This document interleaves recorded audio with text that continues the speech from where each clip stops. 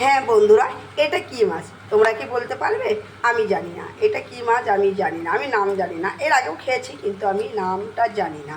দেখো আমি কয়েকটা ভাজা রেখে দিয়েছি, এই মাছটা ভাজা খাবো বলে। আর এটাকে আমি রান্না করব। কি দিয়ে রান্না করছি দেখো, এখানে একদম আলু দিয়ে রান্না করছি। আর প্রথম থেকে কি দেখাবো, দেখানো হয়নি। আর আলু দিয়েই করছি, শুধু আলু দিয়েই করছি। ঝোলটা ফুটে গেছে তাই আমি ভাজা মাছগুলো দিয়ে দিলাম, দেখতেই পেলে। আর এইখানে দেখো আমি সিম দিয়ে ডাল করবো বলে সিমটা আমি সিদ্ধ করে দিচ্ছি, আর ডালটা প্রেশারে সিটি দিয়ে দিয়েছি। তো যাই হোক, এই মাছের ঝোলটা নামালে আর ডালটা করলেই আমার রান্নাটা আজকের মতো হয়ে যায়। আর এই দেখো আজকের মতো আমার রান্নাটা হয়ে যায়। তা তোমরা কেমন আছো? আশা করি তোমরা সবাই ভালো আছো। আমি তো ভালো আছি, ভালো থাকি, ভালো আছি বলেই চলে আসি তোমাদের কাছে গল্প করতে।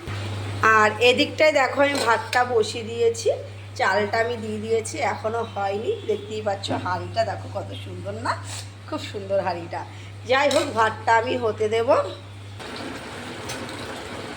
মাছটা আমার হয়ে গেছে, দেখে তো মনে হচ্ছে খেতে ভালোই হবে। আমি আমার মতো করে মাছটা রান্না করলাম।